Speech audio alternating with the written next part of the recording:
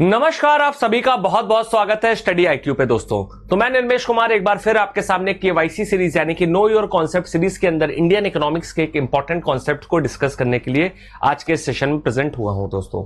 तो आज के सेशन में दोस्तों हमारा जो टॉपिक होने वाला है वो है प्राइस इलास्टिसिटी ऑफ डिमांड, यानी कि मांग का जो लोच है वो हमारे दामों पर किस प्रकार से आधारित होता है, उसका अध्ययन या स्टडी हम लोग प्राइस इलास्टिसिटी ऑफ डिमांड के अंदर हम लोग करते हैं।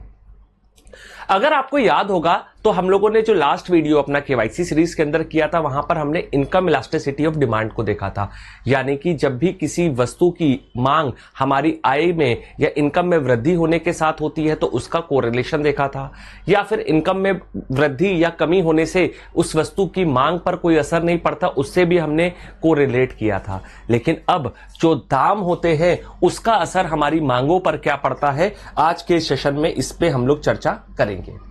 तो दोस्तों अगर हम प्राइस इलास्टिसिटी ऑफ डिमांड की बात करें तो ये एक ऐसा मेजरमेंट होता है जहां पर हम उन चेंजेस को मेजर करते हैं डिमांड की, जहां जो कि हमारे प्राइस के आधार पर होता है। यानी कि कई बार आपने देखा होगा जब भी आप कोई सामान को खरीदने जाते हो तो आपने देखा होगा किसी भी वस्तु का दाम हमारा बढ़ जाता है, तो ऐसे में आप क्या करते हो, उसकी क्वांटिटी को कम कर देते हो। लेकिन वहीं पर कुछ सामान ऐसा होता है जहां पर जिसके दाम चाहे जितने भी बढ़ जाएं, हमारी वो क्वांटिटी कम नहीं होती। तो ये जो कोरिलेशन है कि दाम बढ़ने से हमारी मांग कम हो रही है या नहीं हो रही है या बढ़ रही है, उसी को हम लोग प्राइस इलास्टिसिटी ऑफ डिमांड के अंदर पढ़ते हैं दोस्तों।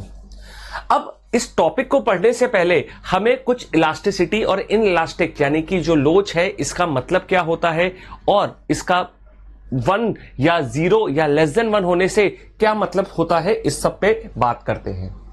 अगर हम एक इलास्टिक डिमांड की बात करें, यानी कि एक ऐसी हमारी लोचदार मांग की बात करें, यानी कि जब किसी भी वस्तु के प्राइस में बदलाव हो, है ना, तो उसकी वजह से लार्ज चेंज हो उसके डिमांड में, तो ऐसी वस्तु को हम क्या कहते हैं, या ऐसी डिमांड को हम क्या कहते हैं, इलास्टिक डिमांड। फॉर एग्जाम्पल, अगर किसी भी चीज के दाम बढ़ रहे हैं तो उससे उस वस्तु की क्वांटिटी पर हमारा अगर कोई असर पड़ रहा है वो भी बड़ी मात्रा में, जैसे आपने देखा होगा कई बार प्याज के दाम 100 रुपए किलो हो जाते हैं, तो पहले जहां हम 5 किलो महीने में खपत करते थे तो हम क्या करते हैं, कोशिश करते हैं कि 1 किलो या 1.5 किलो में उस 100 रुपए की कीमत वाले प्याज को अपनी जरूरतों के अनुसार इस्तेमाल में ले आए, यानी कि हम क्या करते हैं, प्याज की डिमांड को कम कर देते हैं। तो ऐसी कोई भी वस्तु या जिसकी मांग हमारी क्या है, दामों में वृद्धि होने की वजह से क्या हो रही है, उस पर बहुत बड़ा असर पड़ रहा है, तो उसको हम क्या कहेंगे, इलास्टिक डिमांड यानी कि लोचदार मांग कहेंगे। और वहीं पर अगर कोई भी चीज ऐसी है जहां पर हमारा प्राइस में चेंज होने की वजह से बहुत ही कम चेंज होता है डिमांड में, तो उसको हम इन इलास्टिक डिमांड कहते हैं। यानी कि ऐसी वस्तु जिसकी मांग की जा रही है और दाम हमारे कम या ज्यादा हो रहे हैं तो उसकी मांग पर कोई असर नहीं पड़ रहा, तो वो हमारा क्या होगा, इन इलास्टिक मांग। फॉर एग्जाम्पल अगर हम बात करें, जैसे आपने कई बार देखा होगा कि कुछ वस्तु, जैसे फॉर एग्जाम्पल हम अगर एक कॉमन से देखें कि हम मान लीजिए इस घड़ी की बात करते हैं, अगर मान लीजिए इस घड़ी के दाम बहुत ज्यादा बढ़ जा रहे हैं या बहुत ज्यादा कम हो जा रहे हैं, तो इसकी मांग क्या होगी, अगर आपके पास ये ऑलरेडी घड़ी पहले से ही मौजूद है तो इसका असर क्या होगा, दाम कम या ज्यादा होने से हमारे ऊपर नहीं पड़ेगा। यानी कि हम इस घड़ी को अगर पहले ही परचेज कर चुके हैं तो हम क्या करेंगे, इसको दोबारा नहीं खरीदेंगे, चाहे इसके दाम ज्यादा हो जाए या कम हो जाए। तो ऐसी वस्तु को हम क्या कहते हैं, हमारा इन इलास्टिक के रूप में या फिर अयोग्य मांग के रूप में देखते हैं। तो ये जो वस्तुएं होती हैं इलास्टिक और इन इलास्टिक, इसको हम कहीं ना कहीं किससे निकालते हैं, हमारा प्राइस इलास्टिसिटी ऑफ डिमांड के माध्यम से स्टडी करते हैं। जहां पर किसी भी वस्तु या सेवा में अगर परफेक्ट इलास्टिसिटी है, यानी कि पूर्ण रूप से, या फिर अगर हम यहां पर देखें एक अच्छी या फिर हमारा अनंत हमारा लोच है, तो इसका मतलब क्या है कि उसका प्राइस इलास्टिसिटी क्या होगी, इनफाइनाइट, यानी कि उसके दामों की लोच क्या होगी, इनफाइनाइट। इसका मतलब है कि उसकी डिमांड बहुत तेजी के साथ बदल रही है अगर उसमें जरा सा भी परिवर्तन हो रहा है। अब आपने देखा होगा कई बार ऐसे खाने पीने की चीजें, जब आप मॉल में जाते हो तो मॉल में आपने देखा होगा जब बाई 1 गेट 1 लिखा होता है तो हम क्या करते हैं, अगर हमें 2 क्वांटिटी खरीदनी है तो हम कोशिश करते हैं कि चलो एक काम करते हैं 4 क्वांटिटी खरीद लेते हैं। क्यों? क्योंकि 4 के ऊपर 4 फ्री मिल जा रहा है। तो अगर किसी भी वस्तु के दाम हमारे कम हो रहे हैं, क्योंकि बाय वन गेट वन में क्या हुआ, कोई भी चीज आपको 50% पे ही मिल रही है, यानी कि आपने 2 प्रोडक्ट खरीद रहे हो और आपको प्राइस एक ही का पे करना पड़ रहा है। तो एक तरह से क्या हुआ, दाम आपके आधे हो रहे हैं। तो जहां पर हमारे दाम में जरा सा बदलाव आने की वजह से उस वस्तु की मांग अचानक बढ़ जाए, तो उसको हम क्या कहेंगे, परफेक्ट इलास्टिक। वहीं पर अगर परफेक्ट इलास्टिसिटी को देखें तो अगर ये ग्रेटर देन 1 है, यानी कि जब भी हम लोग निकालते हैं इसको, यानी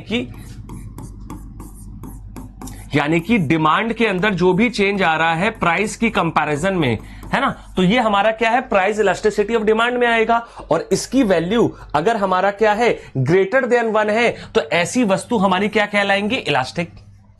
और वहीं पर अगर ये रेशियो जहां पर हमारे दामों में जरा सा भी परिवर्तन आ रहा है और उससे हमारी मांग पर कोई असर नहीं पड़ रहा, तो वो वैल्यूज क्या हो जाएंगी, लेस देन 1, तो उनको हम क्या कहेंगे, इलास्टिक। तो याद रखिएगा कि जब भी प्राइस इलास्टिसिटी ऑफ डिमांड का रेशियो या अनुपात ग्रेटर देन 1 होता है, तो वहां पर वो वस्तु हमारी क्या है, दामों में परिवर्तन के साथ उसकी मांग पर सबसे ज्यादा असर पड़ता है। और जहां पर 1 से कम होता है तो वो हमारा इनइलास्टिक है, यानी कि उसके दाम कम या ज्यादा हो तो उससे उसकी मांग पर कोई ज्यादा बड़ा असर नहीं पड़ेगा। और वहीं पर एक तीसरी कंडीशन, क्यों, क्योंकि हमारी पहली कंडीशन क्या थी, ग्रेटर देन 1, दूसरी क्या थी, लेस देन 1, और तीसरी क्या निकलेगी, 0। तो यानी कि किसी भी गुड्स की अगर इलास्टिसिटी 0 है तो वहां पर क्या है, there is no amount of price change for that product और चेंज इन डिमांड, यानी कि ये वस्तु क्या है, हमारी परफेक्टली इनइलास्टिक है, यानी कि यहां पर कोई भी बदलाव नहीं हुआ है। क्यों? क्योंकि अगर आप देखो किसी भी रेशियो के अंदर, हमारा कोई भी रेशियो जो होता है उसके अंदर अगर इस पूरे टर्म की वैल्यू क्या हो जाती है, 0 हो जाती है, तो इसका मतलब क्या है कि न्यूमरेटर हमारा 0 है, यानी कि दाम में परिवर्तन होने से मांग पर कोई असर नहीं पड़ रहा, यानी कि हमारे लोगों की जितनी जरूरत है उतना ही ले रहे हैं, दाम बढ़े या घटे। तो इस ऐसी कंडीशन को हम क्या कहते हैं, परफेक्ट इलास्टिसिटी, जब हमारी प्राइस इलास्टिसिटी ऑफ डिमांड क्या होता है, 0।